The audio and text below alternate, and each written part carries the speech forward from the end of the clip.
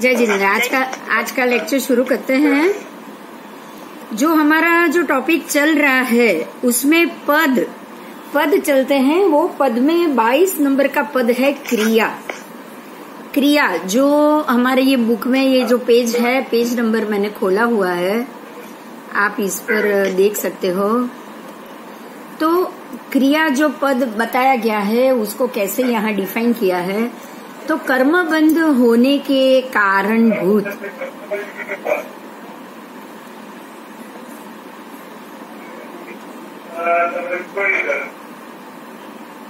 हमारे जो कर्मबंध का कारण ही क्रिया है।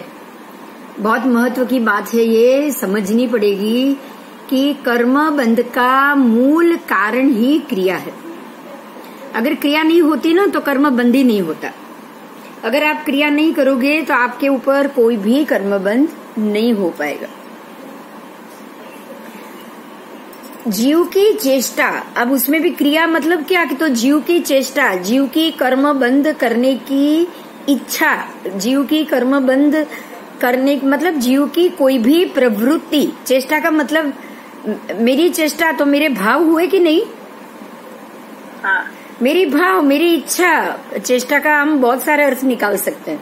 पहले इच्छा होगी, फिर वो चीज की हम कोशिश करेंगे, किसी और को बताना या वो चीज के लिए काम करना, फिर उसको प्राप्त करना। तो मन से, वचन से, काया से, ये क्रिया 3 भेद से होती है। मन से, वचन से, काया से। मन का उपयोग, वचन का उपयोग, काया का उपयोग। उपयोग तो हमने जान लिया, लेकिन उपयोग द्वारा हम करते क्या है? हम क्रिया करते हैं, बराबर। तो जब आप पहले उपयोग से, मन वचन काया के उपयोग से सोचोगे, बोलोगे, मांगोगे, उसके बाद वो काम करोगे, तब वो क्रिया के रूप में कर्मबंध होके हमारी आत्मा के ऊपर लग जाएगा। क्लियर हुआ? तो कर्मबंध होने का मूल कारण है जीव की चेष्टा, और ये चेष्टा 5 प्रकार से मुख्यत्वे बोली गई है।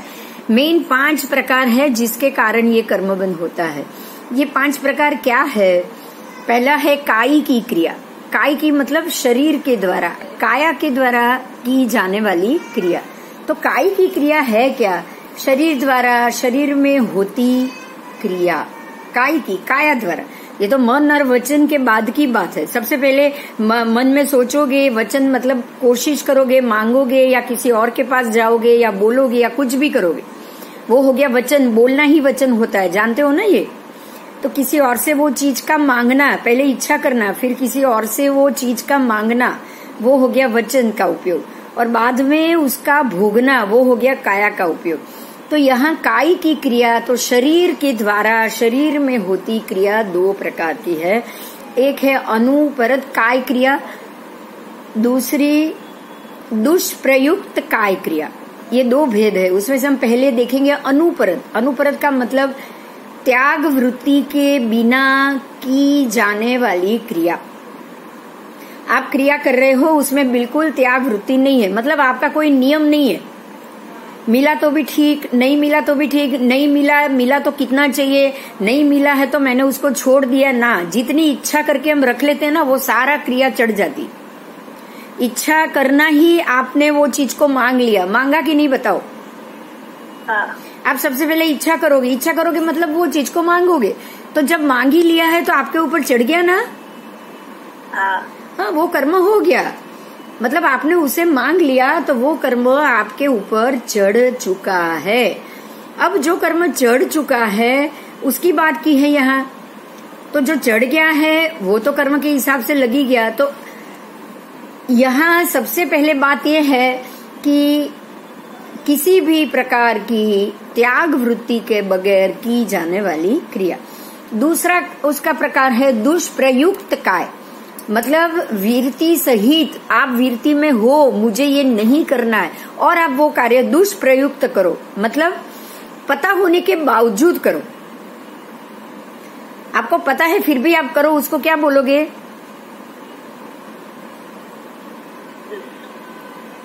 आपका दुष्कृत्य हो गया। मालूम है कि ये नहीं करना है, मालूम है कि ये करने से किसी को पीड़ा होगी, और फिर भी आप करोगे तो उसको दुष्प्रयुक्त बोलेंगे ना। तो ये प्रमाद से युक्त भी हो गया, विरति सहित। आप विरति में हो लेकिन प्रमादावश मतलब कषाय के कारण, मिथ्यात्व के कारण, कषाय के कारण, अविरति के कारण, योग के कारण आप वो क्रिया कर लो तो प्रमाद के कारण किया हुआ दुष्प्रयुक्त प्राणियों की ये जो क्रिया है उसको दुष्प्रयुक्त काय क्रिया कही जाए। काश्मीर बंद करने पंकज भी नो अवाज आवे छे।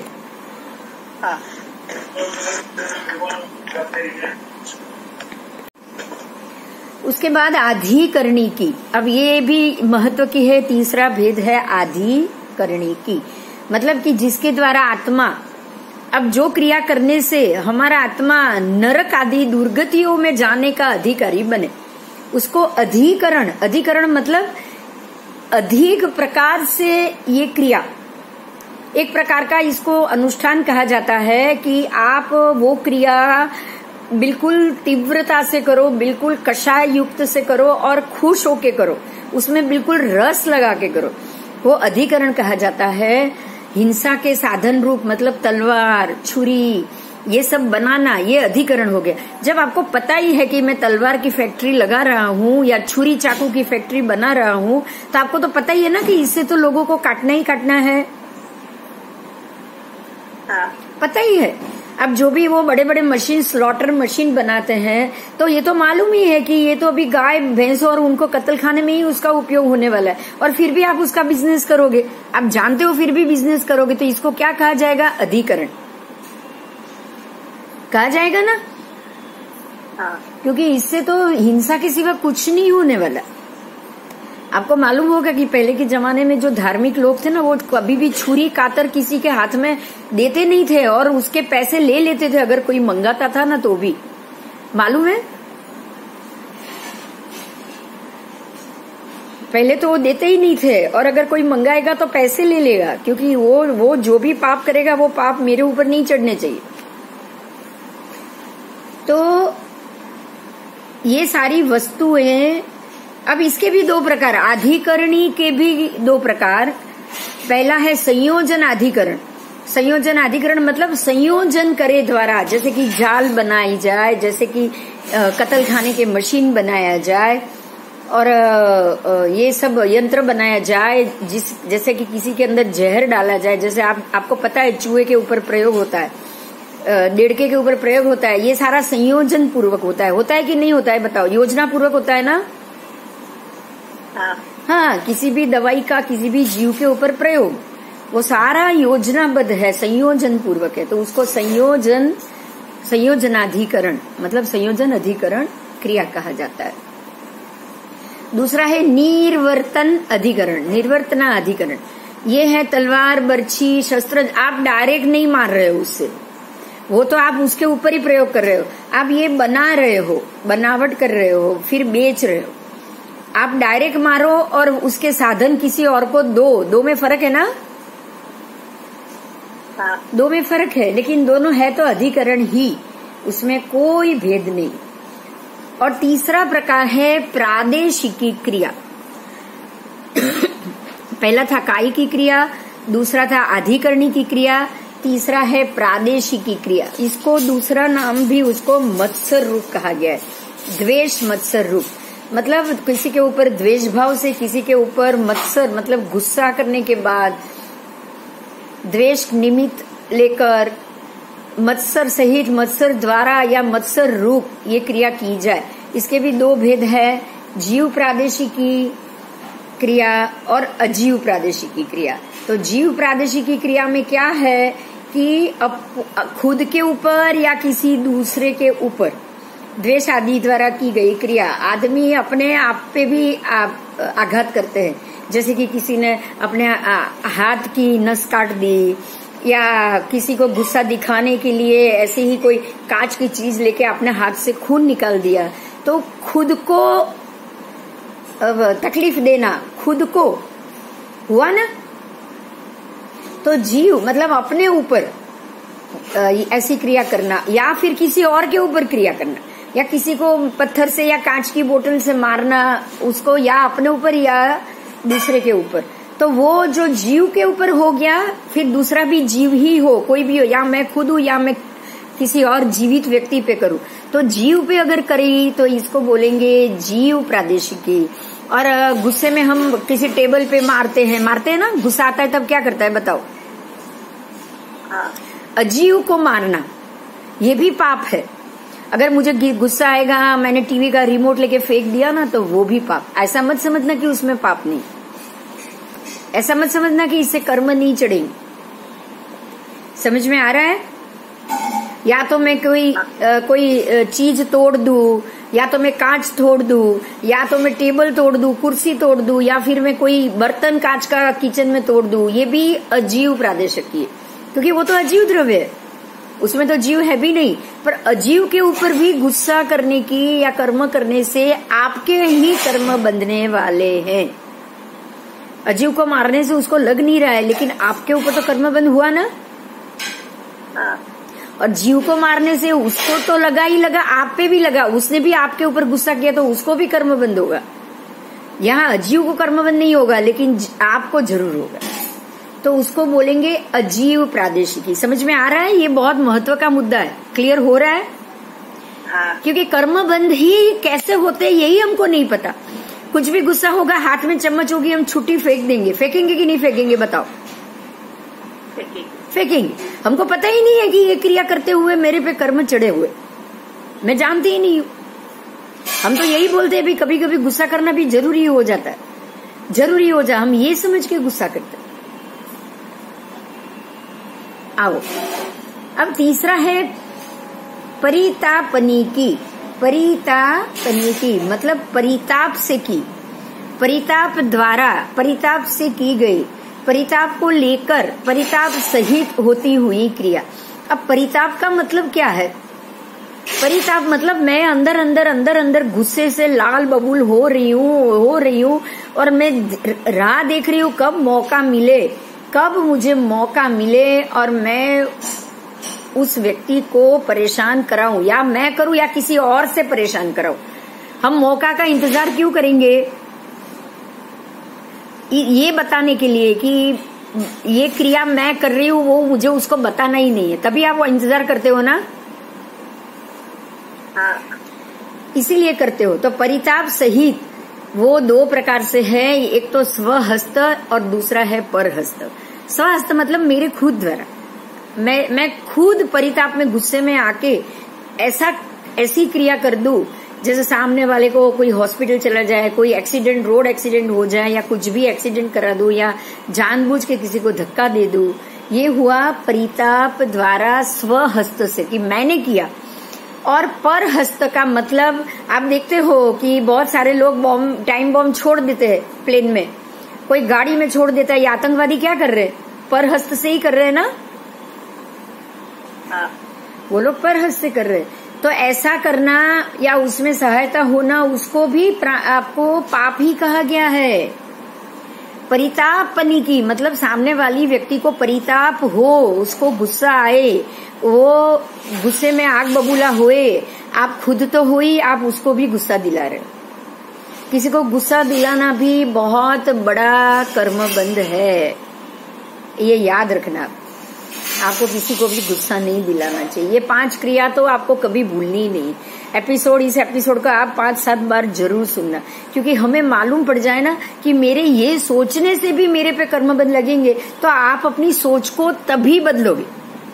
आप अपनी सोच को उसी वक्त बदलोगे जब आपको पता चलेगा कि ये काम करने से मैं और परेशानी में आऊंगी। अब 5वां और अंतिम है कर्म क्रिया प्राणातिपाती की। ध्यान दो, आगे के क्रियाओं में आप किसी की जीव हत्या नहीं कर रहे हो, डायरेक्ट नहीं कर रहे हो, लेकिन ये जो है उसमें तो आप उसको मार रहे हो, खत्म कर रहे हो। प्राणों को आत्मा से अलग कर देना, समझ में आ रहा है? प्राणों को आत्मा से अलग कर देना, और या तो उसके अनुरूप अन्य क्रिया। इसके भी 2 प्रकार है, स्वहस्त द्वारा, परहस्त द्वारा।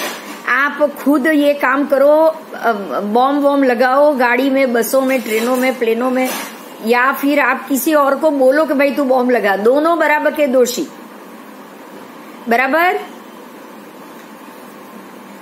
एक हुआ स्वहस्त का कारण और एक हुआ परहस्त का कारण। तो ये आपने देखा कि बिल्कुल छोटी से छोटी, मैं सिर्फ फिर से पांचों के नाम बोल रही हूँ ताकि आपको पता चल जाए कि ये पांचों में उत्तरोत्तर क्या फल मिला है। एक मिनट। जन अधिकरण में भी आप योजना बनाते हो और निर्वर्तना अधिकरण में आप तलवार, बर्छी, भाला आदि चीज बनाते हो। उसके बाद है प्रादेशिकी क्रिया, तो इसके भी मत्सर रूप, इसके भी दो प्रकार है।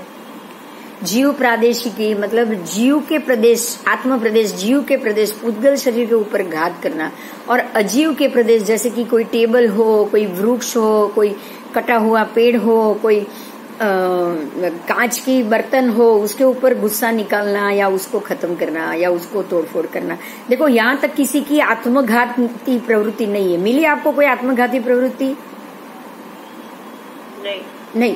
एक में अधिकरणिकी में मिला, लेकिन उसमें तो पदार्थ बनाना ही बनाना है, जैसे जहर बनाना, जैसे तलवार, छुरी, बर्छी, भाला बनाना, ठीक है, खुद बनाओ या किसी और को पैसे दो। लेकिन अब जो आएगा इससे आगे आगे आगे आगे और हिंसात्मक आएगा।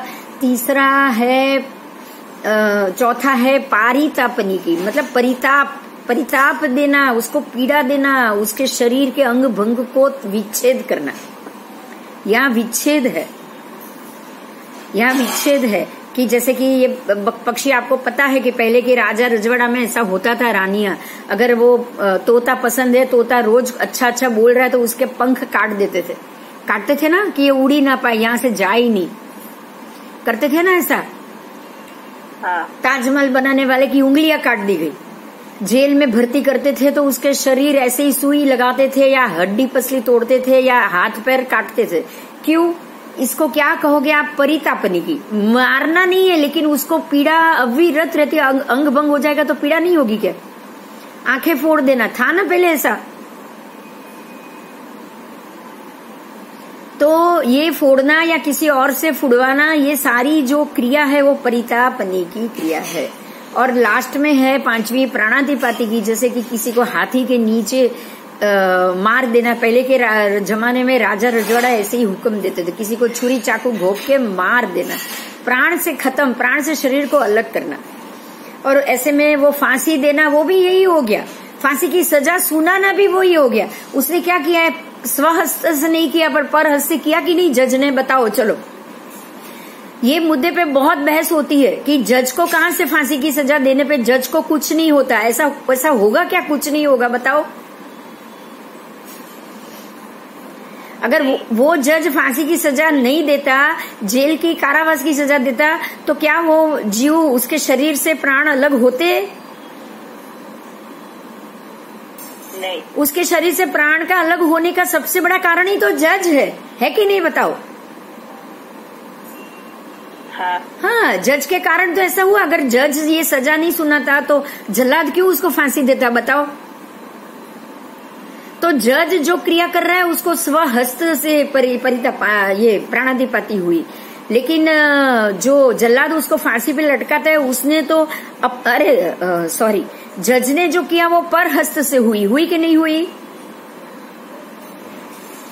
लेकिन जल्लाद जो क्रिया करेगा वो स्वहस्त से होगा ना?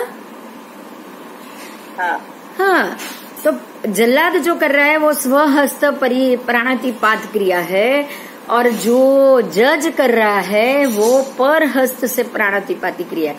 अब ये दूसरा एक एग्जांपल दे रही हूँ। आप होटल में जाओ और नॉनवेज का ऑर्डर दो, तो ऑर्डर देने वाला परहस्त हुआ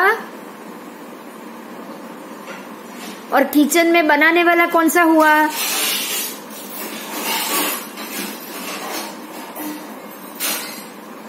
स्वहस्त हुआ, है ना? और बेचने वाला भी परहस्त हुआ कि नहीं हुआ? खाली बनाने वाला और खाने वाला स्वहस्त होगा। इसमें 4 लोग आते हैं, एक तो बेचने वाला, दूसरा उसको होटल वाला। बेचने वाला और होटल वाला दोनों आए ना?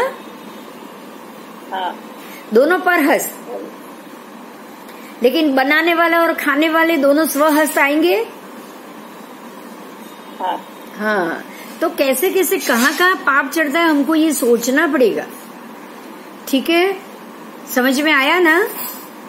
अभी मैं यही मुद्दा कि कर्म बंध का ये कारण है, पर 55वां सूत्र आगम पाठ में ये चीज को कहाँ कर्म, कितने कर्म लगेंगे ना वो भी बताया।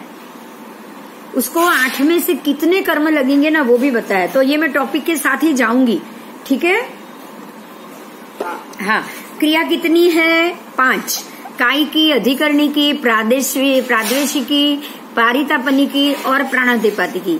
ये जो 5 क्रिया के हमने 2-2, 3-3 भेद है वो मैंने आपको बता दिया, ठीक है?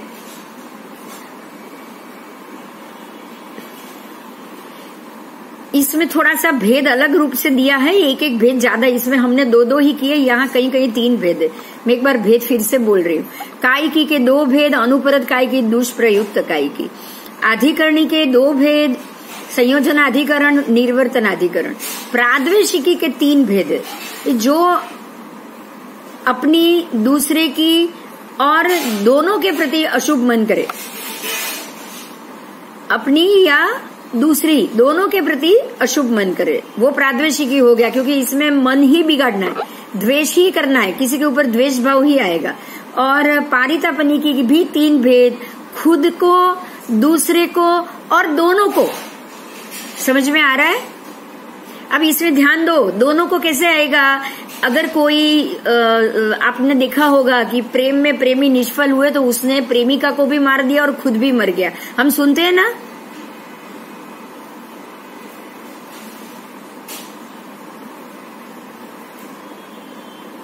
तो यहाँ दोनों, ये तीसरा भेद भी आएगा कि मैं खुद को भी मारूं, खत्म करूं, सामने वाले को भी खत्म करूं, मतलब मैं दोनों को तकलीफ दूं, तो ये होगा प्राणातिपातिक। आओ,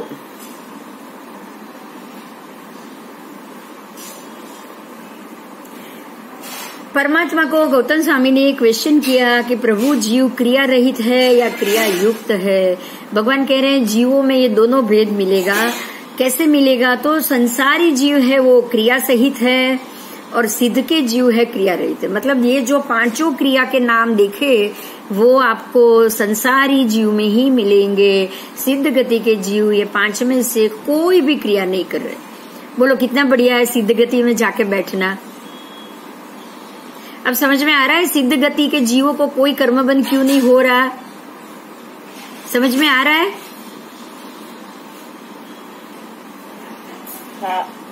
क्योंकि उनको ये कोई क्रिया करते ही नहीं है। ये 5 में से एक भी क्रिया नहीं कर रहे। काया ही नहीं है तो काय की क्रिया होगी नहीं, अधिकरण भी होगी नहीं, प्रादेशिक मन में द्वेष भाव होगा नहीं, क्योंकि मन के बगैर हो चुके। ठीक है। अब संसारी जीव में भी 2 भेद है। एक है शैलेशी प्राप्त, एक शैलेशी अप्राप्त, मतलब शैलेशी करण करने वाला, और एक है शैलेशी जिन्होंने करण नहीं किया है। अब जो शैलेशी करण कर चुके हैं ये सारे क्रिया रहित हो गए। ये संसारी जीव, ये अयोगी केवली। समझ में आ रहा है मुद्दा? 14वां गुण स्थान अयोगी केवली, क्योंकि वो अभी शैलेशी को प्राप्त कर चुके हैं। और जो संयोगी केवली है, जो शैलेशी को प्राप्त करना उनको अभी बाकी है। तो बाकी है तो बाकी के 4 घाती कर्म तो उनके ऊपर चढ़ते उतरते रहेंगे ही रहेंगे, इसलिए उनको भी क्रिया सहित कहा गया है। समझ में आया? ये बहुत सूक्ष्म बात बताइए आपको। जिन्होंने 4 घाती कर्म का क्षय कर दिया, 4 घाती बाकी है, उनके ऊपर तो अभी भी नाम गोत्र चढ़ी रहे बाकी है, इसीलिए वो उनका अभी 4 अघाती भी बाकी है। तो जब 4 अघाती बाकी है तो 4 अघाती के कर्मबंध तो होगा ना? होगा कि नहीं?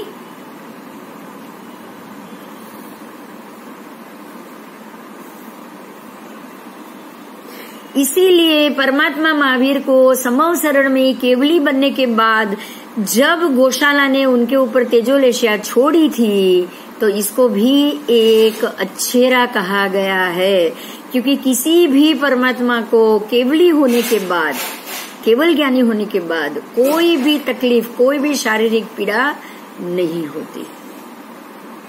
लेकिन भगवान को 6 महीने तक लोई का झाड़ा हुआ, और वो भी ये तेजोलेशिया के कारण। तो ये एक कर्म बाकी था। कर्म तो होगा ही, कर्म बंद नहीं, कर्म का आना तो होगा ही, क्योंकि जो बाकी है वेदनीय कर्म। स्वामी को अघाती कर्मों में 4 कर्म का भोग बाकी था, नाम कर्म, गोत्र कर्म, वेदनीय कर्म और आयु कर्म। तो वेदनीय में साता असाता वेदना दोनों होती है, तो परमात्मा को गौशाला की तेजोलेशा के कारण असाता वेदनीय का उदय हुआ, क्योंकि बाकी ये है तो उसका उदय होगा ही होगा। कर्म ही बाकी है तो उसका उदय तो होना ही होना है। आगे चलो।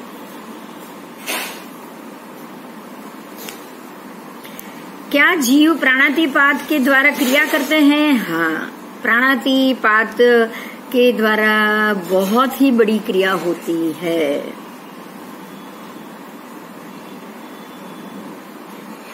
अब जीव प्राणातिपात के द्वारा किसके ऊपर क्रिया करते हैं, कोई बताएगा?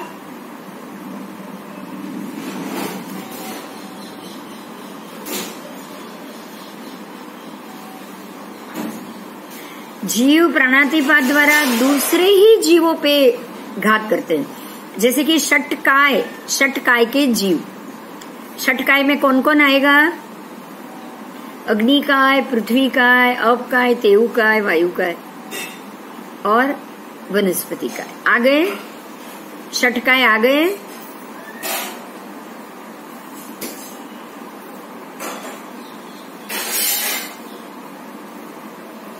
क्या नैरेयिक प्राणातिपात वड़े क्रिया करते हैं? हाँ, क्योंकि नारकी के जीव में क्या है, एक जीव दूसरे के शरीर का छेदन भेदन करते हैं। वो मरता नहीं है, लेकिन इसने तो प्राणातिपाती की क्रिया की ना। एक नारकी के जीव के शरीर के कारण दूसरे नारकी के जीव को छेदन हुआ, तो ये भी प्राणातिपाती की क्रिया हुई। जीवो मृषावाद से भी क्रिया करते हैं, ध्यान दो कैसे। तो सर्व द्रव्यों की तरफ जो भी क्रिया होगी वो जीवों की मृषावाद की क्रिया होगी। ठीक है, मृषावाद की। झूठ बोलना है। आप बोल रहे हो मैं किसी को तकलीफ ही नहीं दे रही हूँ, अरे मैं हवा को भी दे रही हूँ, मैं अग्नि काय को दे रही हूँ, वायु काय को दे रही हूँ, वनस्पति मैं ये बोल रही हूँ। भाषा बोलने के लिए मुझे अग्नि, पृथ्वी, वायु, जड़ वो सबका उपयोग करना पड़ता है। धर्मासिकाय का भी उपयोग करना पड़ता है। तो धर्मासिकाय वो भी अजीव है, तो मैंने उसको भी क्रिया में लिया, तो उसको भी तकलीफ दी ना, वो भी द्रव्य है। अधर्मासिकाय अगर स्थिर हो जाऊंगी तो भी वो भी द्रव्य है। मैंने द्रव्य का उपयोग किया, मतलब उसको पीड़ा दी। इस प्रकार नारकियों से लेके वैमानिक तक सभी देव और नरक को भी प्राणातिपाती क्रिया लगती ही है। अब अद्यता दान की बात की है, देखिए पहले की थी। अब आप यहाँ एक चीज को ध्यान दो, ये एक के बाद आपके 18 पाप स्थानक आ रहे हैं, मतलब कि यहाँ क्रिया के साथ 18 पाप स्थानक को जोड़ दिया है। मतलब ये हुआ कि खाली ये 5 क्रिया जरूरी नहीं, लेकिन इसके साथ 18 पाप स्थानक भी उतनी ही जरूरी है। हुआ कि नहीं हुआ बताओ? तो मिथ्यात्व अवीर्ति छोड़ो। प्राणातिपाती की क्रिया सबसे पहला है, दूसरा मृषावाद है कि नहीं पाप स्थानक?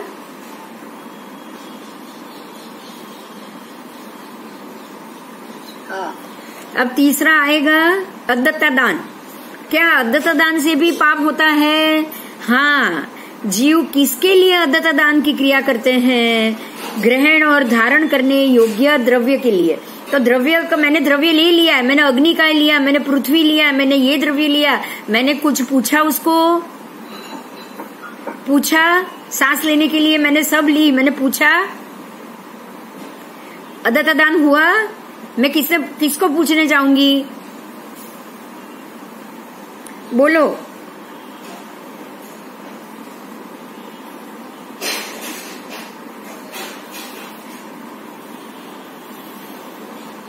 इसके बाद है मैथुन से, चौथा है ही पाप स्थानक मैथुन।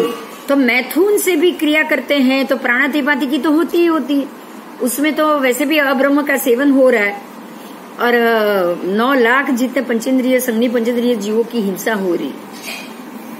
ठीक है, उसके बाद है परिग्रह।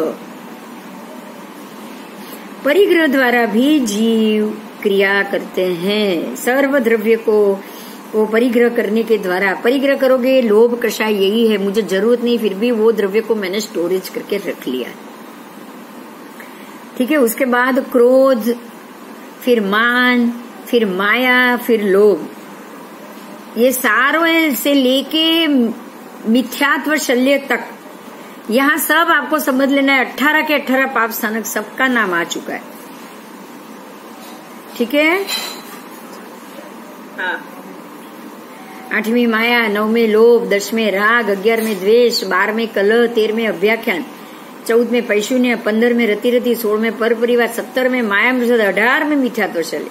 तो आपके पहले प्राणातिपात से लेकर 18वां मिथ्या दर्शन शल्य, ये 18 पाप स्थानक सेवते हुए जीव 5 क्रियाओं का संबंध करते हुए अपने ऊपर कर्म चढ़ाता है।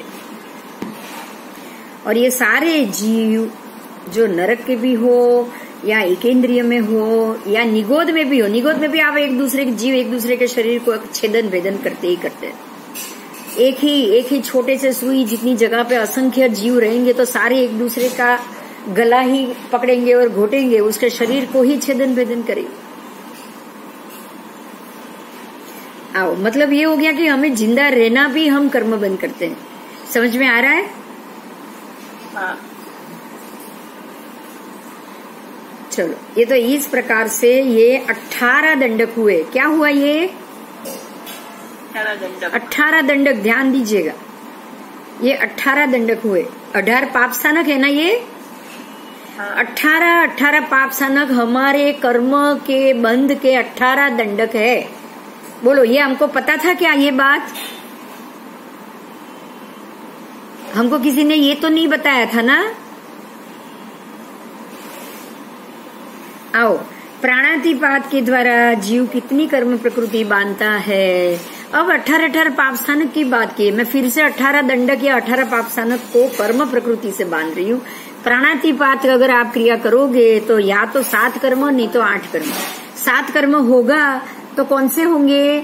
तो आयु को वर्जित करना है। 7 कर्म बंद में आपको आयुष्य को छोड़ देना है। लेकिन 8 कर्म बंद होगा तो उसमें आयु अवश्य होगा, क्योंकि आयु रोज नहीं बनता है, आयु कर्म रोज नहीं बंध रहा है। तो जब आप 7 बांध रहे हो तब आयु वर्जित है, ये याद रहेगा। हाँ। आप जब भी 7 कर्म की बात आएगी तो समझ लेना आयुष्य कर्म इसमें नहीं है। 8 की बात आएगी तो अवश्य आयु कर्म उसमें रहेगा। तो प्राणातिपात के द्वारा हम कितनी कर्म प्रकृति बांधते हैं? या तो 7 बांधते हैं या 8 बांधते हैं। ऐसे ही सारे जीव की बात है कि प्राणातिपात के द्वारा 7 भी बांध सकते हैं, 8 भी बांध सकते हैं।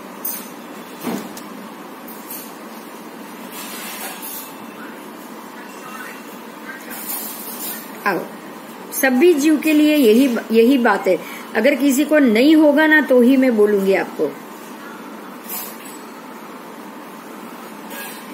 तो पृथ्वी काय से लेके ध्यान से सुनो, अपकाय वनस्पति काय तक सभी नारकी के जीव, सभी देव के जीव, सभी मनुष्य के जीव, एकेंद्रिय के अलावा मिथ्या दर्शन, एकेंद्रिय के जीव भी मिथ्या दर्शन शल्य तक, मतलब 18 के 18 पाप स्थानक, 18 के 18 दंडक को वो बांधते रहते हैं। ठीक है, समझ में आ गया? अब ये आपकी 18 पाप स्थानक की बात खत्म हुई। अब आप क्रिया करते हुए ज्ञानावर्णीय कर्म कौन कौन बांधता है? हम कभी कभी क्रिया करते करते ज्ञानावर्णीय बांध देंगे, जैसे कि आगम या ये पढ़ते पढ़ते खाना या वो पेपर का गलत उपयोग करना होता है ना, पेपर के अंदर खाना बंद करना, पेपर से लिखी हुई या भगवान की फोटो हो या पस्ती में डाल दी और उसका उपयोग में कोई गलत चीज को पोंछने में या लपेटने में उसका उपयोग हो, तो ये सारा ज्ञानावरण लगता है। तो ज्ञानावरण कर्म बांधने वाला कितनी क्रिया वाला होता है? तो 5 में से वो कभी 3 क्रिया भी करता है, 4 क्रिया भी करता है, या कभी 5 क्रिया भी करता है। आओ,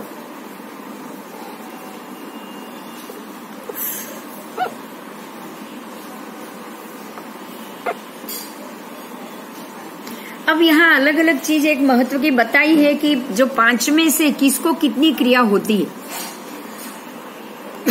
इसी 5 में से किसको कितनी क्रिया होती है। कोई भी एक जीव या तो 3 क्रिया करेगा, या 4 क्रिया करेगा, या 5 क्रिया करेगा, लेकिन किसी की 1 या 2 है वो पॉसिबल नहीं है। मैं फिर से 5 क्रिया याद दिलाती हूँ। काय की, अधिकरणी की, प्राद्वेषिकी, जब भी होगा 3 मिनिमम होगी, फिर 4 हो सकती है, मतलब काय की, अधिकरणी की, प्राद्वेषिकी, परितापानी, या फिर 5 भी हो सकती है। लेकिन पहली खाली काय की हो ये संभव नहीं है, या काय की अधिकरणी की 2 ही हो ये संभव नहीं है। ठीक है,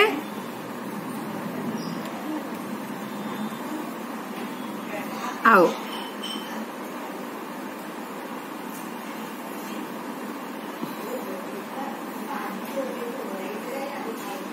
ये सारा नारकी के जीवों को भी 3, 4, 5 ऐसी ही क्रिया होती है।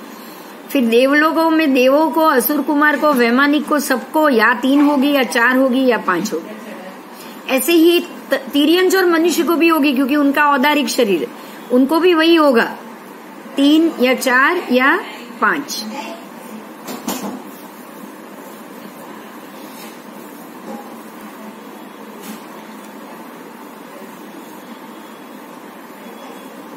अब देखो, जिनको 3 ही है उनको काय की, अधिकरणी की, प्राद्वेषिकी होगी, लेकिन क्या पारितापनी की होगी चौथी ना। समझ में आया? अगर 3 होगी तो नारकी के जीवों को क्या क्या होगी? पहली 3, अगर 4 होगी तो 4, और 5 होगी तो 5 हो। तो जिनको काय की होती है उनको पारितापनी की नहीं होगी। पीछे की भी 3 हो सकती है, हाँ, इतना ध्यान देना आप बस। ये मुद्दा समझ में आया? 23वें पद में जा रहे हैं, वो है कर्म प्रकृति। देखो, आपको कर्म बंद कैसे हो रहा है 5 क्रिया द्वारा, ये तो समझ में आ गया, बराबर? बराबर। अब कर्म प्रकृति कौन कितनी बांधेगा? पहले तो कर्म प्रकृति कितनी है? 8 है, टोटल 8 कर्म प्रकृति। वो 8 में से कौन सा जीव कौन सी बांध रहा है, अभी वो बताया है। जीव 8 प्रकृति के 8 कर्म प्रकृति के कर्म किस प्रकार से बांधता है। तो 8 के 8 कर्म प्रकृति कैसे बंधेगी? पहला होगा ज्ञानावरण कर्म के उदय से, उसको पता ही नहीं है कि मैं ये काम कर रहा हूँ तो कर्म बंध रहा है, बराबर? अब तो उसने इसीलिए ज्ञानावरण आ गया। अब पता ही नहीं है तो दर्शनावरण भी आ गया। अगर कोई बताएगा तो भी उसको समझ नहीं आएगा, तो दर्शनावरण भी आ गया।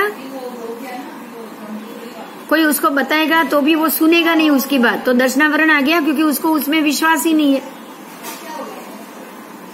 तो ज्ञानावरण और दर्शनावरण ये 2 अगर आ गए तो अब तीसरा मोहनीय का उदय होगा होगा, क्योंकि आपको श्रद्धा ही नहीं है, विश्वास ही नहीं है, इससे बंध रहा है यही नहीं पता। आप ऊपर से मोहनीय होगा कि अरे ये तो पागल है, हकीकत में इससे तो मेरे कर्म छूट रहे हैं। आप उल्टा सोचोगे कि नहीं? सोचोगे, आप उल्टा सोचोगे। पता है, एक बात मैं यहाँ समझाती हूँ, 2-3 उदाहरण है मैं समझाती हूँ कि हम लोग ये समझते हैं, जैसे कि चित्रभानु महाराज यहाँ से छोड़ के अमेरिका चले गए, संसार छोड़ दिया, क्योंकि उन्होंने दीक्षा छोड़ दी, क्योंकि उन्होंने वहां जाके मैं सबको व्याख्यान सुनाऊं, बहुत सारे लोगों को इसका मैं जैन धर्म तरफी करूं, ये सोच के उन्होंने दीक्षा भी छोड़ दी, सब कुछ छोड़ दिया। अब क्या ये चीज हमें यहाँ पे समझना है, क्या ये मोहनीय का उदय है या मोहनीय का घटना है? बताओ, अपने हिसाब से कुछ बोलो। उदय है। मोहनीय का उदय है। कैसे उदय है? મોહનીય મોહ કર્મ આયા ना, મોહનીय कर्म એવું ને स्त्री ऊपर राग થયો। नहीं, वो तो स्त्री तो कोई किसी ने की, मान लो किसी ने की भी नहीं, ये भी तो हो सकता है ना कोई स्त्री ना करो। मगर यहाँ बात यह है कि अगर आप 5 लाख लोगों को समझाने जा रहे हो, आप ये सोच रहे हो कि इससे मैं दीक्षा में लेकर यही रहूंगा तो फॉरेन के बाकी के देश के लोग समझेंगे नहीं, जैन धर्म विस्तृत नहीं होगा, ये सोच के आप वहां जाओ और समझाओ। क्या ये कर्म बंध है या कर्म से मुक्ति है? एक कर्म बंध भी है और मुक्ति भी है। मुक्ति कैसे हुई और बंद कैसे हुआ, समझाओ। तो बंद उन्होंने दीक्षा जो ली थी उसकी वजह से उनका वहाँ दीक्षाનું પાલન ન થયું અને મુક્તિ કે लिए બીજાને પ્રેરણા આપે છે,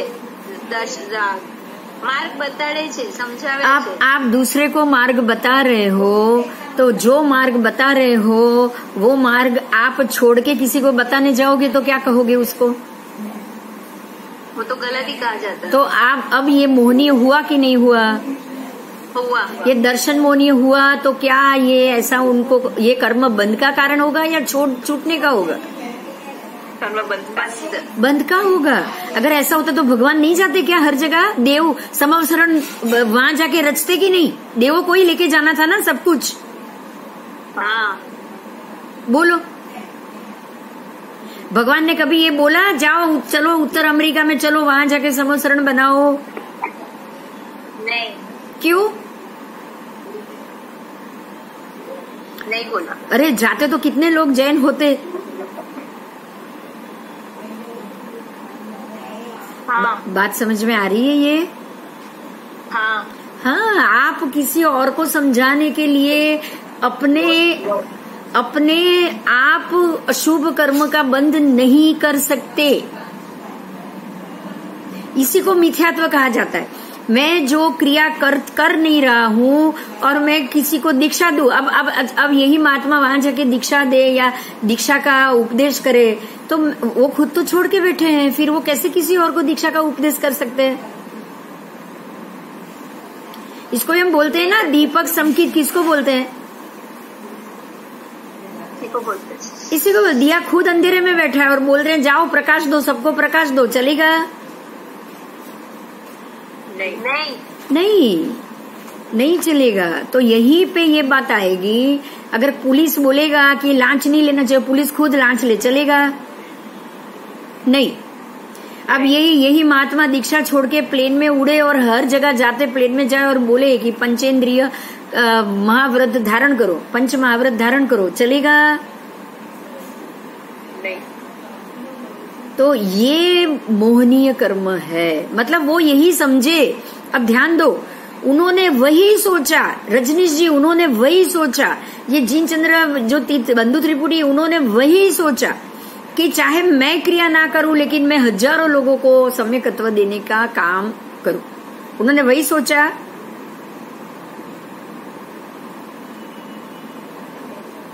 वही सोचा ना? हाँ। तो यही तो मोहनीय है। उन्होंने क्या सोचा कि मैं ये जो भी कर रहा हूँ सही कर रहा हूँ, तभी ये काम किया ना। हाँ। इसी को मोहनीय कर्म कहा जाता है। समझ में आया?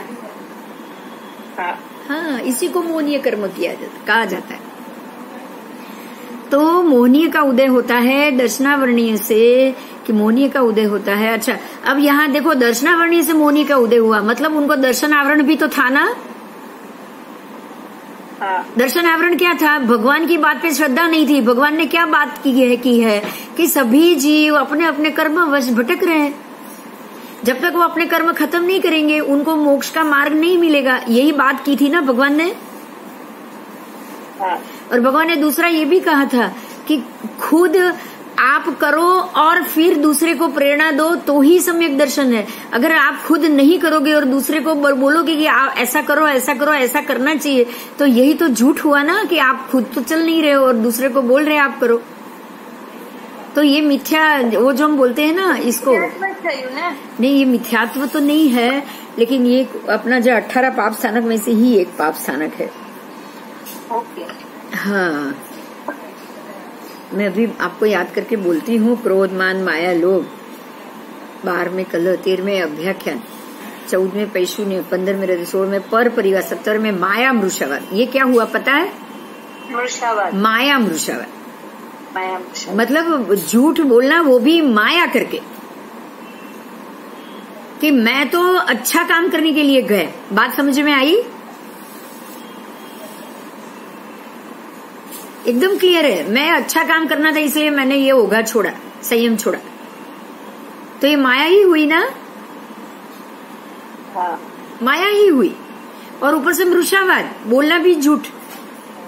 क्या झूठ? तो भी करो यही अच्छा है, करो यही अच्छा है। जैन धर्म, जैना धर्म, ये धर्म, दीक्षा लो, आप दीक्षा लो, ये परमात्मा ने ली है, ये छोड़ो, ये छोड़ो, ये छोड़ो। और खुद तो माया करके बैठे, मृषावाद, कि भाई मैं खाली बोल रहा हूं लेकिन मैं इसको नहीं मानूंगा। ये क्या हुआ?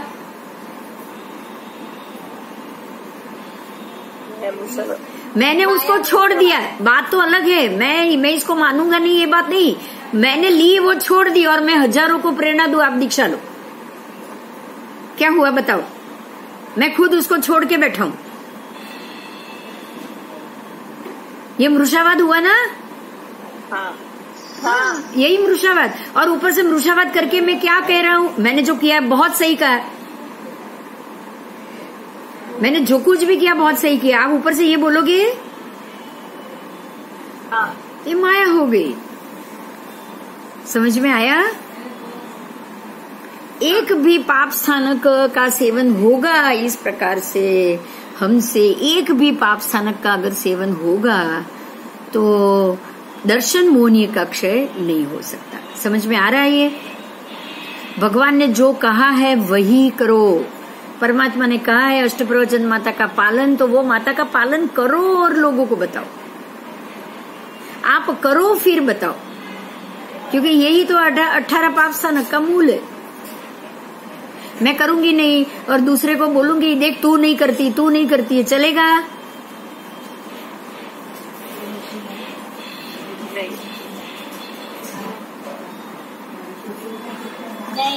बस बस। तो दर्शन मोहनीय के कारण मिथ्यात्व का उदय होता है, और मिथ्यात्व के उदय के कारण से ही जीव 8 प्रकृति का बंध करता है। आओ, अब नैरायिक भी 8 प्रकृति बांधता है। कैसे बांधेगा? नारकी में बैठा बैठा वो ऐसा क्या सोच रहा है जो 8 कर्म बांधेगा? 8 के 8 बांधता है। वैमानिक देव भी 8 बांधते, अष्टकर्म का बंद करते। समझ में आया? हाँ।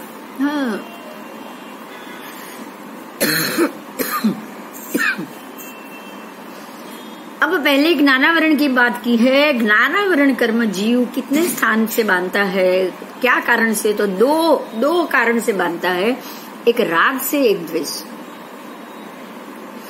इसके लिए एक कहानी है छोटी सी, मैं आपको सुनाना चाहूंगी। राग और द्वेष से ज्ञानावरण बनता है। आप समझ भी नहीं पाओगे कि आपने ज्ञानावरण कर्म का बंद कर लिया। आज वो स्टोरी बताना बहुत जरूरी है। उत्तराध्ययन सूत्र का ये पाठ है।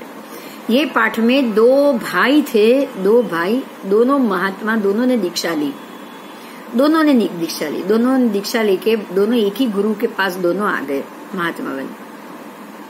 अब उसमें एक भाई का क्षम ज्यादा था, तो वो बहुत पढ़ते गए, आगे का सूत्र पढ़ते गए, बहुत आगे बढ़ते गए।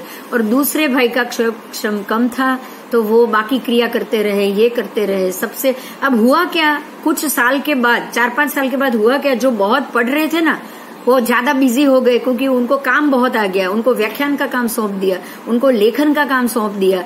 गुरुदेव जो होशियार होगा उसको लिखने का ही काम देंगे ना,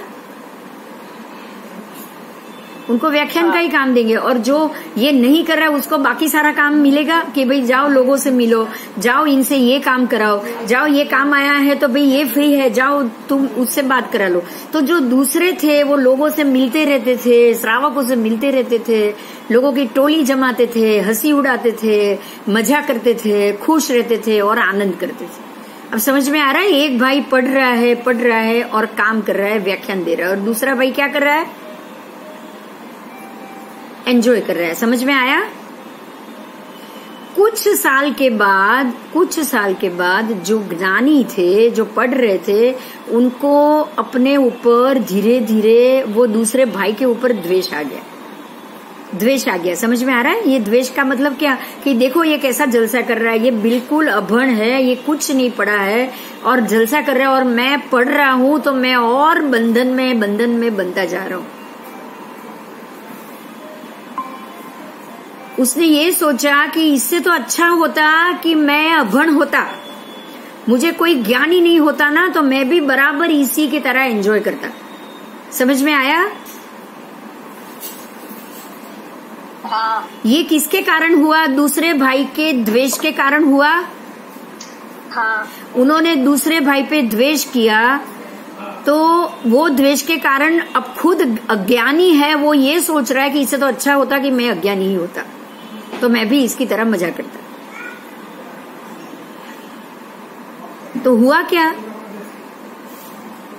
उनको क्या हुआ? मजा के प्रति, आनंद के प्रति फ्री होके सबसे मिलने का राग किया, और जो अपना ज्ञान था, आगम का ज्ञान था, उस पे द्वेष किया। बराबर, हाँ या ना? हाँ। अब हुआ ये कि ये कर्म बंध तो हो गया। ऐसे उन्होंने बहुत बार सोचा, बोला भी, गुरुदेव को बोल दिया कि भाई आप मेरे को हर काम सौंपते हो, अब मैं नहीं करूंगा। ऐसा समझ लो कि मुझे बिल्कुल ज्ञान ही नहीं है, और मैं ये ज्ञान का काम, पढ़ने का, लिखने का, व्याख्यान का, मैं सब छोड़ रहा हूँ, मुझे भी मजा करनी है। और ये करके ये इतना बड़ा ज्ञान विराधना का, ज्ञान आवरण का उन्होंने कर्म बांधा कि इसके बाद कुछ साल तक उनको कुछ भी याद नहीं रहा, कोई गाथा याद नहीं रही, कुछ नहीं याद रहा। बहुत साल के बाद उनको लगा कि ये मैंने गलत कर दिया है, अब मुझे ये गाथा करनी है, मुझे ये पाठ करना है, ये करना है, तो अब उनसे हो नहीं रहा है। तो गुरुदेव ने उनको प्रायश्चित रूप में, अब उनको पता तो चल गया कि मैंने ज्ञान की विराधना की, इसके लिए मुझे ये फल मिला। बराबर। गुरुदेव ने उनको ये बताया कि अब आप कुछ अठम करके या कुछ ये करके ज्ञान की आप आराधना करो, फिर ये पाठ करो। कितने साल के बाद, ये आराधना शुरू करने के 12 साल के बाद उनको वापस ज्ञान चढ़ना शुरू हुआ। वो भी वो भव में उनको मिला। क्यों मिला? क्योंकि उनको अपनी गलती का एहसास हुआ और उन्होंने इसका प्रायश्चित किया, तब जाके मिला। अब इतना सोचो खाली कि मैं पढ़ रही हूँ, मैं लिख रही हूँ, मुझे सबको अच्छा अच्छा सिखाने का मेरे पास वक्त नहीं है, मैं नहीं सिखाऊंगी। तो इसका मतलब क्या हुआ पता है? जो आप जानते हो वो आप दूसरे को बताने के लिए मना कर रहे हो, तो आपको ज्ञानावरण लगेगा ही लगेगा। जो जानता ही नहीं है, उसको किसी को बताना ही नहीं है, उसको आवरण लग सकता है? नहीं। तो जिनको, जो ज्ञानी है, उसको किससे बचना चाहिए? आवरण से, ज्ञानावरण से बचना चाहिए, अहंकार से बचना चाहिए। ये माया है, माया से बचना चाहिए, राग द्वेष से बचना चाहिए। उसको किसी के अच्छे के लिए द्वेष नहीं करना चाहिए। और जो मैं जो कर रहा हूँ, मुझे ये ज्ञान की, मैं इसके अंदर हूँ, मैं ज्ञानी हूँ, तो मैं किसी को बताऊंगा ही नहीं। मैं कोई अगर वैरी दुश्मन सामने आ गया तो मैं बोलूंगी जा, मुझे तेरी कुंडली नहीं देखनी, चलेगा? नहीं। मैं एक ज्योतिष हूँ, अगर कोई दुश्मन आ गया, कोई रोज मुझे परेशान कर रहा है और बोल रहा है चल आज तू मेरी कुंडली देख, मैं बहुत प्रॉब्लम हूँ, और मैं बोल दूं कि नहीं मैं नहीं देखूंगा, अब तू जा, बहुत अभिमान, बहुत परेशान किया, अभी तू जा, मैं कुछ नहीं देखूंगा, तो आवरण किसको लगेगा? मुझे लगेगा। जो ज्ञानी है उसको लगेगा। तो ज्ञानी को ही सबसे ज्यादा संभालना है कि उसके ज्ञान को आवरण न लगे। बात समझ में आ गई? हाँ। बहुत अच्छी बात है। आप एक बात का ध्यान रखो, अगर कोई चीज जानते हो, कोई प्रश्न पूछने आए, तो उसको आपको बताना ही पड़ेगा। मैं इसके लिए एक एग्जाम्पल दे रही हूँ। परमात्मा महावीर को जब गौशाला पूछने आया था ना, परमात्मा का तो दीक्षा लेते ही मन प्रयोग ज्ञान हो गया। जैसे ही गौशाला ने पूछा कि तेजोलेश का उत्तर दो, रास्ता बताओ, तो भगवान ने तो मन प्रयोग से देख लिया होगा कि उसके मन में क्या चल रहा है, देखा होगा कि नहीं देखा होगा? हाँ। तो भगवान ने तो ये भी जान लिया होगा कि भाई इसको तेजोलेश का रास्ता इसलिए चाहिए कि वो सामने वाले किसी को तेजोलेश का शिकार बना सके। ये कोई तेजोलेशा नहीं तो वो शीतलेशा नहीं मांगता। हाँ। वो शीतलेशा का रास्ता मांगता। फिर भी भगवान ने उसको क्यों बताया? बताओ, चलो बताना चाहिए था। बताना चाहिए, बताना चाहिए या नहीं बताना चाहिए था? मुझे दो में से एक चीज बताओ। बताना ही चाहिए था ना। ज्ञानी को अपना ज्ञान बताना ही पड़ेगा। समझ में आए आपको? फिर वो उसने उसका उपयोग परमात्मा के ही 2 शिष्य पे किया या परमात्मा के ऊपर किया, ये तो सारा कर्मबंध है। वो क्या कर रहा है वो आपको नहीं सोचना है। उसने आपसे रास्ता मांगा किसी ने, आप जानते हो तो आप बताओ ही बताओ, क्योंकि अगर नहीं बताओगे तो आप पे ज्ञानावरण लगेगा, और आप नहीं बताओगे तो जिनके साथ वो कर्म करने वाला है उसमें आपका हस्तक्षेप होगा। आप निमित्त बनोगे उसके कर्म नहीं करने के, और ऐसा तो होगा भी नहीं। अगर उसको तेजोलेशा उसको चलानी ही थी तो भगवान से नहीं तो किसी और से पता चलता कि नहीं चलता? चलता। तो परमात्मा ने जो काम किया था, या ये ऐसे जो उदाहरण है उससे हमें ये सीख मिलती है कि अगर आपके पास कोई चीज का ज्ञान है तो आपको उसको उसका जवाब देना ही पड़ेगा। समझ में आया? अगर आप नहीं दोगे तो आपको ज्ञानावरण लगेगा ही लगेगा। अब जीव कितने स्थान से ये ज्ञानावरण बांध रहा है? राग और द्वेष से। आपने क्यों नहीं बताया? चलो उसके ऊपर द्वेष करके नहीं बताया ना। अगर नहीं बताया तो क्यों नहीं बताते? कोई सवाल करने आए और आप उसको नहीं बताते तो क्यों नहीं बताते? बताओ। द्वेष के कारण, कि भाई मैंने इसको बता दिया तो ये बहुत बुरा आदमी है, बहुत बुरा करेगा। ये नहीं चलेगा। ठीक है, आओ।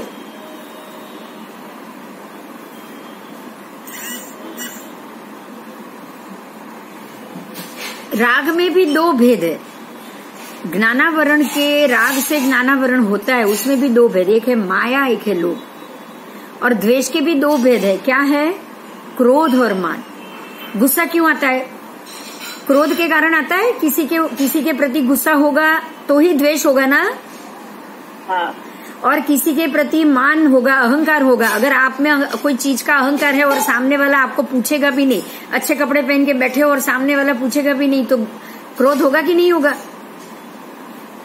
होगा। तो राग और द्वेष के ही दोनों के कारण ही तो 4 कषाय होते।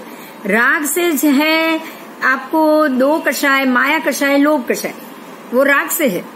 माया आप राग के कारण ही करोगे, लोभ आप राग के कारण ही करोगे, और जो द्वेष करोगे वो क्रोध कषाय के कारण करोगे और मान कषाय के कारण करोगे। परमात्मा ने ये चीजों को बहुत अच्छे से समझा दिया है। तो ये 4 के द्वारा ज्ञानावरणीय कर्म जीव बांधता है। आओ, तो ये नारकी के जीव भी बांधेगा, क्योंकि उसको भी पता चल जाता है कि ये मेरे पूर्वभोग का शत्रु, तो वो उसको मारने के लिए दौड़ता है। तो राग और द्वेष तो वहां भी आ गया है। असुर कुमार से लेके वैमानिक तक सब ये बांधेंगे, सब ये बांधे। आओ,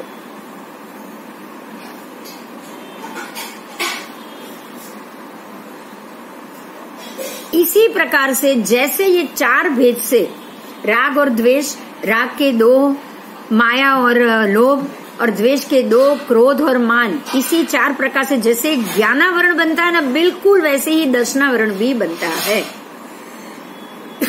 किसी की श्रद्धा का टूटना राग के और द्वेष के ही कारण होगा कि नहीं होगा? होगा।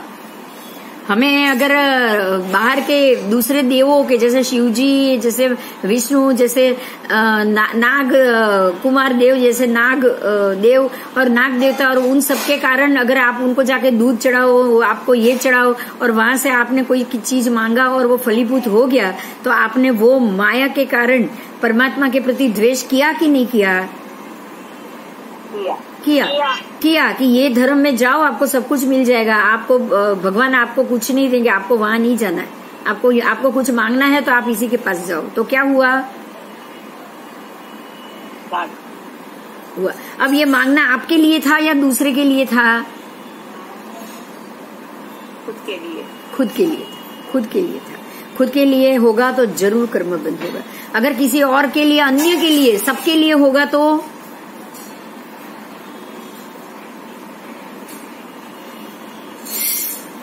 सबके लिए होगा तो कर्मबंध होगा होगा होगा। सबके लिए अगर आप कुछ मांग रहे हो तो कर्मबंध नहीं होता है, पुण्य बंध होता है, पुण्य कर्म बंध होता है। क्या होगा?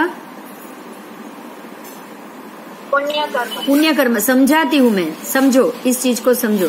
अगर आप यात्रा करने के लिए जा रहे हो, आप तो खुद के लिए ही आप अकेले यात्रा करने जाओगे, खुद के लिए अकेले यात्रा करोगे तो आपको जो मिलेगा पुण्य लिमिट में, एक लिमिट में मिलेगा, लेकिन उसके सामने पाप का बंध तो उतना ही होगा ना। यहाँ से पालिताना के जितने भी वायु काय, तेयु काय, त्रस काय की हत्या हुई, उसके सामने पुण्य सिर्फ आपको एक का ही पुण्य मिला,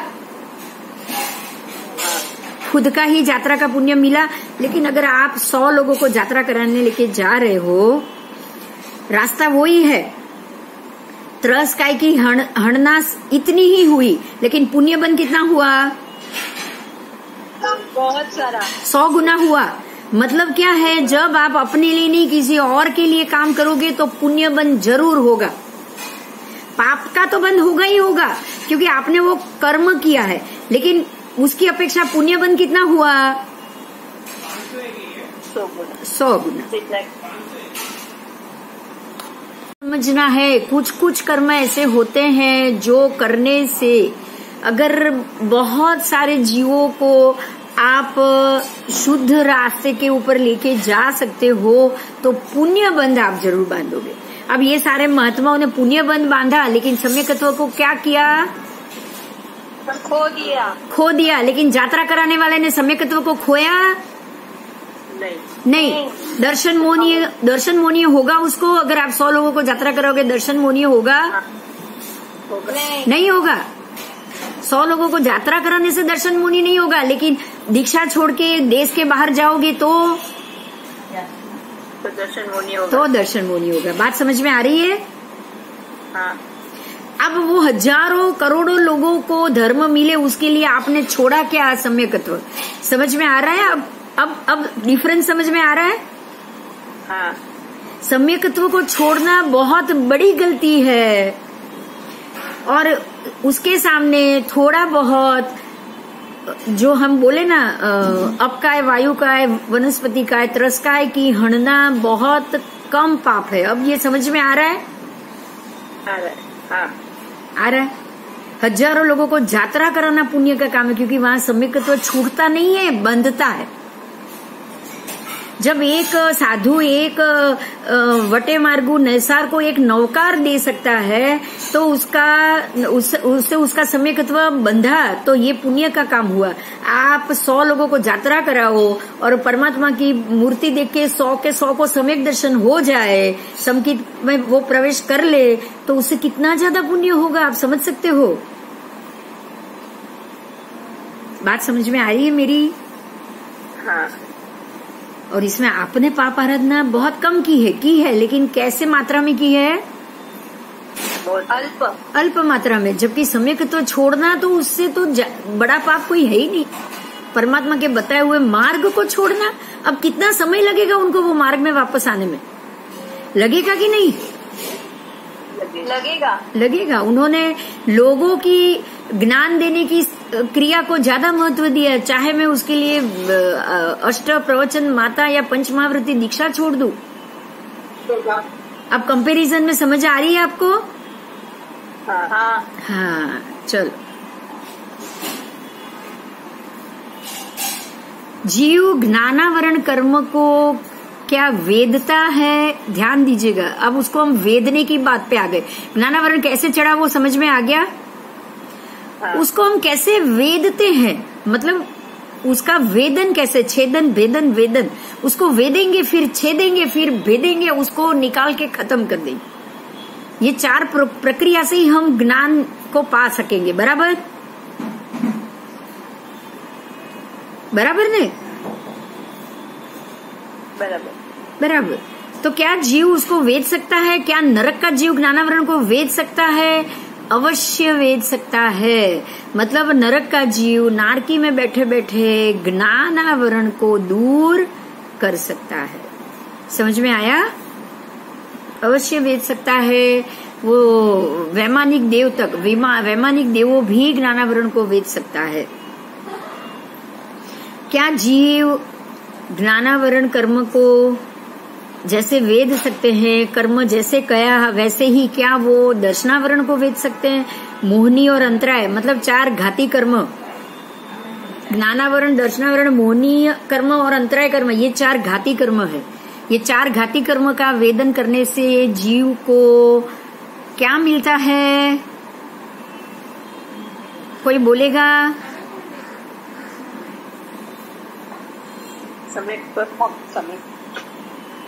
मोक्ष। 4 घाती अच्छा, केवल ज्ञान, केवल ज्ञान, अरियंत पद या सिद्ध पद या, क्योंकि सिद्ध पद भी बाद में, वो तो 8 खत्म होगा तब, पर अरियंत पद जरूर। और खास करके केवल ज्ञान, 4 घाती कर्म का क्षय होते ही केवल ज्ञान हो जाता है। तो यहाँ लिखा है कि क्या नारकी का जीव, सुनो, वेदनीय आयु नाम गोत्र भी ऐसे ही समझना है। क्या वो वेद सकते हैं? अब ध्यान दो, ज्ञानावरण जैसे वेदा वैसे दर्शनावरण वेद सकता है, अलग अलग वेद सकता है, एक। दर्शनावरण वेद सकता है, मोहनीय वेद सकता है, अंतराय वेद सकता है, लेकिन चारों को एक साथ नहीं वेद सकता। ये बात समझ में आई? चारों को तो कौन वेद सकता है? सिर्फ मनुष्य। मनुष्य के अलावा बाकी, जैसे ज्ञानावरण वेदा ऐसे ही नरक के जीव खाली दर्शनावरण भी वेद सकता है। वहां बैठे बैठे उसको ये समझ में आ जाएगा कि मैंने पूर्व भव में भगवान की बातें छोड़ दी है, तो ये मैंने बहुत बड़ी गलती की है। समझ में आया? आज श्रेणी के राजा वहां बैठ के वही सोच रहे होंगे, अगर मैंने वो हरिणी का शिकार नहीं किया होता तो आज मैं नरक में नहीं होता। सोचेंगे कि नहीं सोचेंगे? सोचेंगे। तो नरक गति में बैठते ही ये सोच सकते हैं ना, तो उससे उनको दर्शनावरण ये दूर होगा कि नहीं होगा? होगा।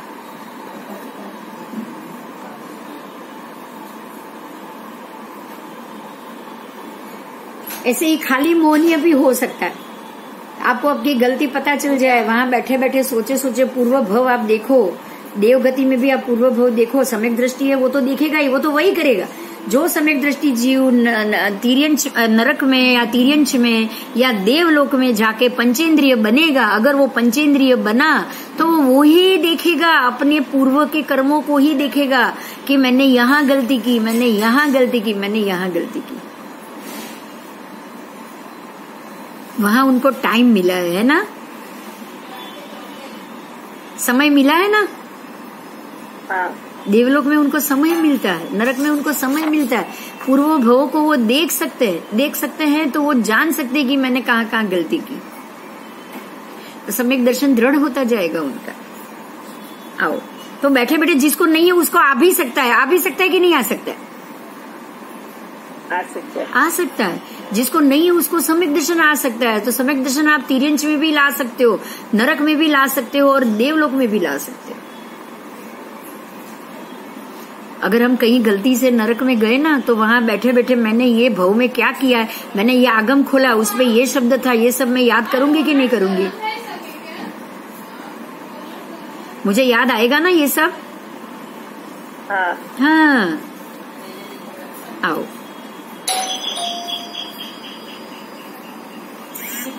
अब बाकी के वेदनीय आयु नाम गोत्र भी ऐसे ही समझना है। वो 8 के 8 कर्म का वेदन कर सकता है।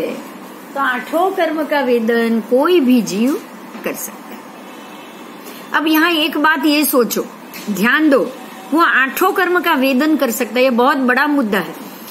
अगर आपका आयुष्य कर्म पहले का बहुत सारा पड़ा होगा या अपने आने वाले आयु जो पड़ा होगा उसका वेदन हो सकता है, तभी यहाँ लिखा है ना कि आप वेदन कर सकते हो। हाँ। अगर ये है कि नहीं, वो आयुष्य कर्म तो उसी भव में वो बांधेगा, आने वाले कर्म का वो उसी भव में बांधेगा, तो वेदन कहाँ आया? वेदन आएगा क्या? जब बांधना ही अब है तो वेदन कैसे आएगा बताओ? आएगा?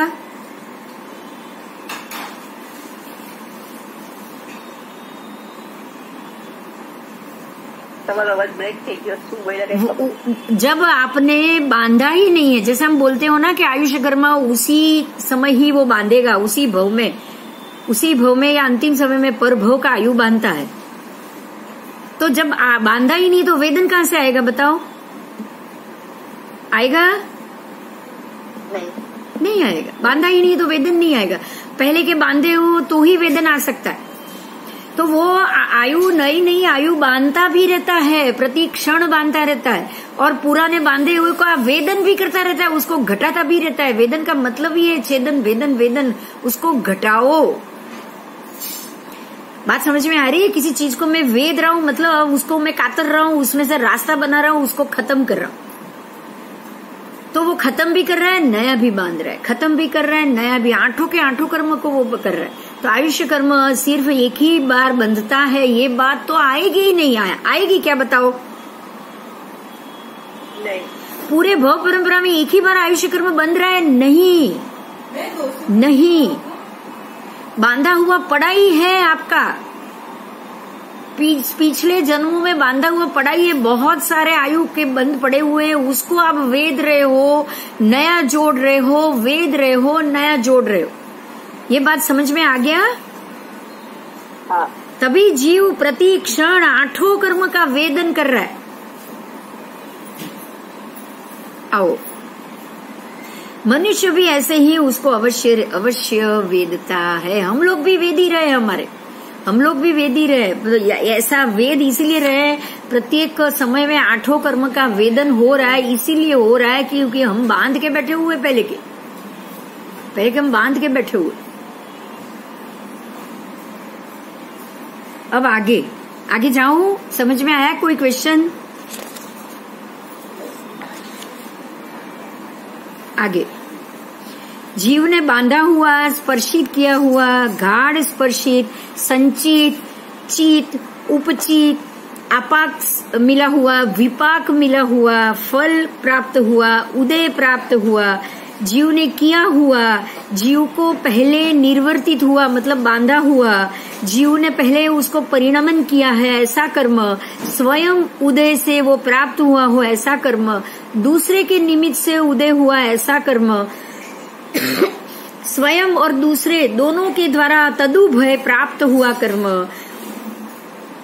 फिर ज्ञानावरणीय कर्म की गति, उसकी स्थिति, उसके भव, उसके परिणाम, उसके पुद्गल के परिणाम, उसको प्राप्त करके कितने प्रकार का विपाक कहा है। ये जीव के विपाक की बात, कितने प्रकार का, तो जीव ने बांधा हुआ ज्ञानावरण कर्म का, वहां से लेके ये पूरा जो मैंने बोली पुद्गल परिणमन करे हुए 10 प्रकार का उसका अनुभाव कहा गया है। जीव को ज्ञानावरण कर्म का स्पृष्ट, संचित, विपाक, आपाक आदि कितने प्रकार का? 10 प्रकार का अनुभव। ये सारे अनुभव थे। बांधा तो अनुभव, स्पर्शित अनुभव, गाढ़ स्पर्शित अनुभव, संचित अनुभव। समझ में आ रहा है? कर्म की इतनी अवस्थाएं हैं, तो इतनी अवस्था से जो कर्म जुड़ा है ज्ञानावरण का हम कितनी अवस्था से जोड़ते हैं? 10 प्रकार से ज्ञानावरण कर्म हमारी आत्मा से जुड़ता है। बराबर?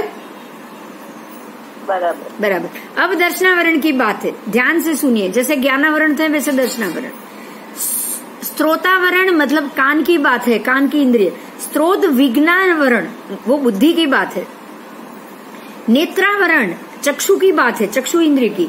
नेत्र विज्ञानवरण, घ्राणावरण घ्राण विज्ञान, घ्राण और उसका ज्ञान, फिर रस और उसका ज्ञान, फिर स्पर्श और स्पर्श विज्ञान, फिर ये सारे 5 इंद्रिय के ज्ञान और इंद्रिय का विज्ञान, जो पुद्गल को वो परिणमन कराता है और वितस्त्रा द्वारा उसका परिणमन को वेदता है, मतलब छेदता, वेदता, घटाता है।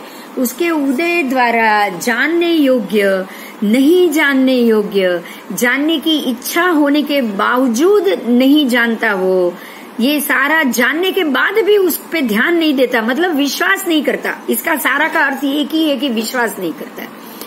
और ज्ञानावरण कर्म के उदय के कारण आच्छादित ज्ञान, मतलब उसका ज्ञान ही कम है, ऐसा भी हो सकता है ना कि उसको ज्ञान ही कम हो, इसी के कारण वो विश्वास नहीं कर रहा हो। तो ये सारा का कर्म 10 प्रकार के अनुभाव का दर्शनावरण कर्म का नाम दिया गया है। समझ में आया? ज्ञानावरण के जो 10 थे वैसे दर्शनावरण के भी 10 है, लेकिन दर्शनावरण के 10 है सारा इंद्रिय जनित है। ठीक है? हाँ, दर्शनावरण इंद्रिय जनित, क्योंकि इंद्रिय से ही तो मति और श्रुत ज्ञान होता है, और मति और श्रुत के कारण ही आपको विश्वास आता है। बाकी विश्वास आएगा क्या? नहीं आएगा। अब सब लोग बोल रहे हैं कि गुलाब की पंखुड़ियां गुलाबी रंग की होती है, गुलाब के साथ कांटे होते हैं। जब आप देखोगे तो वो विश्वास आएगा कि नहीं आएगा? आपने देखा ही नहीं कांटा कैसा है, तो आपको भरोसा आएगा क्या? नहीं। तो दर्शनावरण के भी इसी प्रकार से 10 प्रकार का अनुभव कहा गया है। बराबर? ये हर एक कर्म का अनुभव बताया गया है।